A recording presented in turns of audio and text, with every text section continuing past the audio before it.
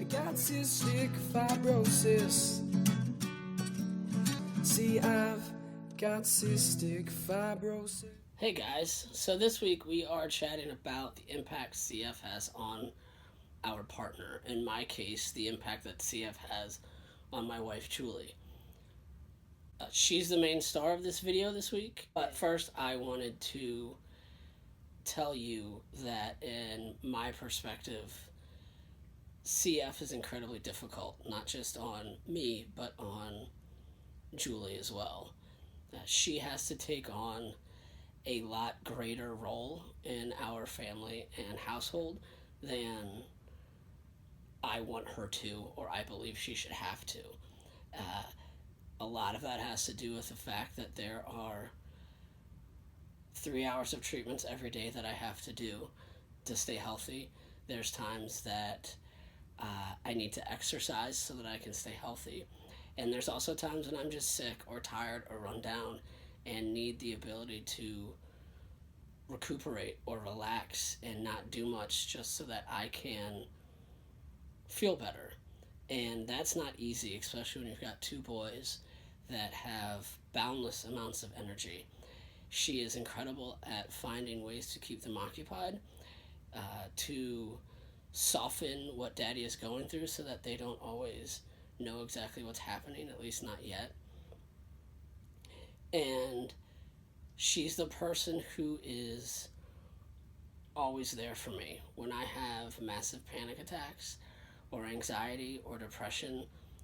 She's there. She's the one who I call first when I'm having a panic attack because I know her voice will calm me down and help me to slow my heart rate down and my breathing and know that it's going to be okay. She's the one who held my hand when they first broached the discussion about having a lung transplant.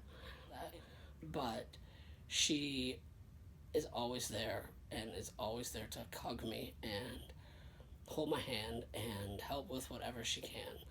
And it's not just the big things, but she does it all with grace and compassion and kindness. And I know it's not easy. And so as I let her take over now, I just wanted to tell you all that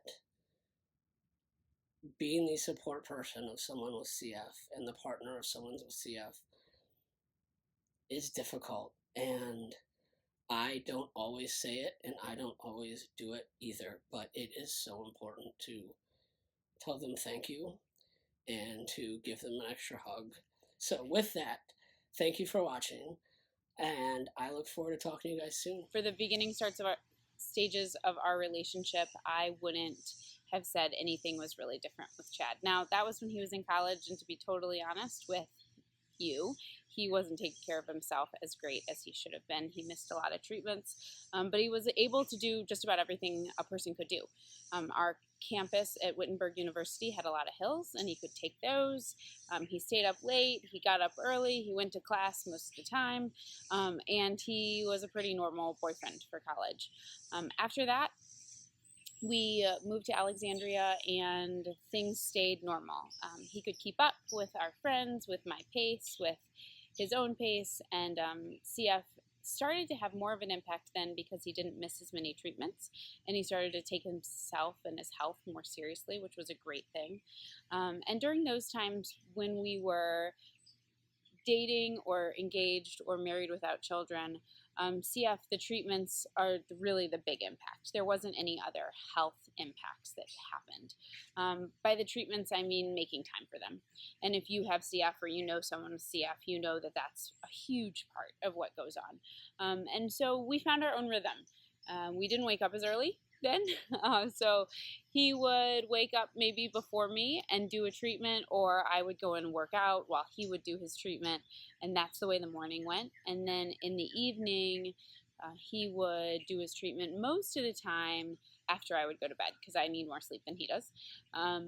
Sometimes he would start his treatments if we were going to watch a show or a movie or something like that.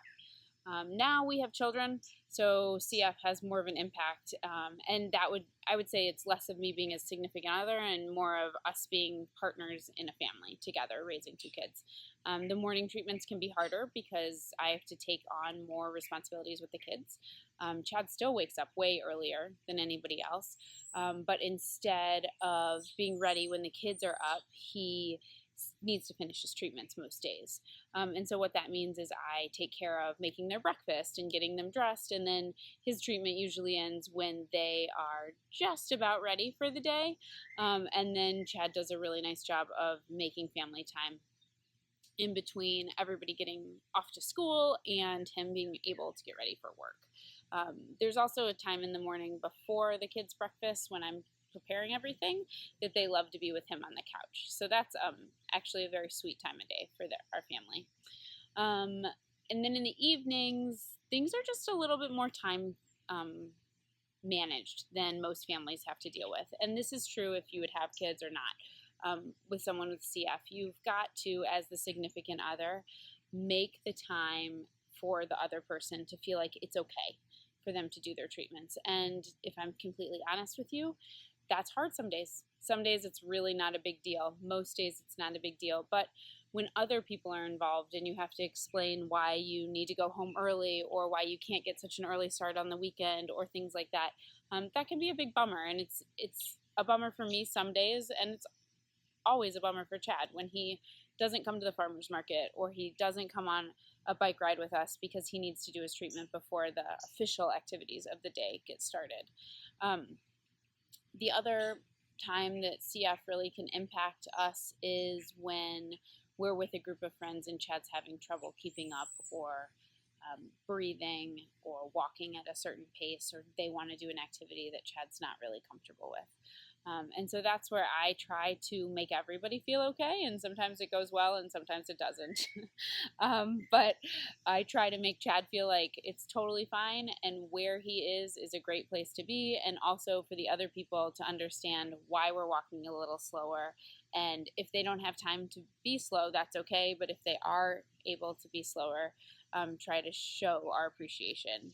Another part that I try and help Chad out with, and this would be being a significant other that is really more serious of a significant other, is I try and encourage him when things are hard, when his treatment is hard to do, or when exercise is hard to do, when managing all the pills gets exhausting. I do my best to pick up things for him and make sure we have the food that makes him feel good in the house, things like that. Not hard things to do, things that just about any person in a relationship would do to help the other one. Sometimes there are more pieces that Chad needs help with because of the CF, and sometimes it's just his thing. I really have a firm belief that every family and every relationship has a thing, if not more than a thing, that they have to figure out how they're going to manage and make it work for them. And so CF is our thing, for sure. In our family, CF is our thing. We do a lot of charity work to help. Hopefully, it is instilling empathy and better character to our children. I know since knowing Chad with CF, it's made me feel like what you see isn't always what you get with a person. And that's, I think, a really important lesson for everybody, that just because Chad looks really fine some days, he's really not.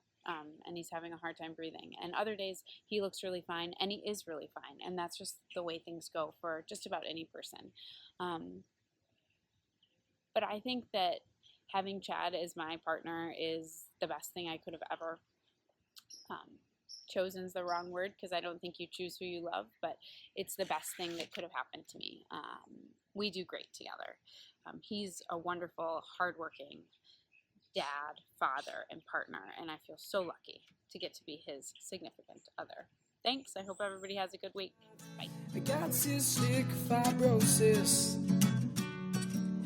See, I've got cystic fibrosis.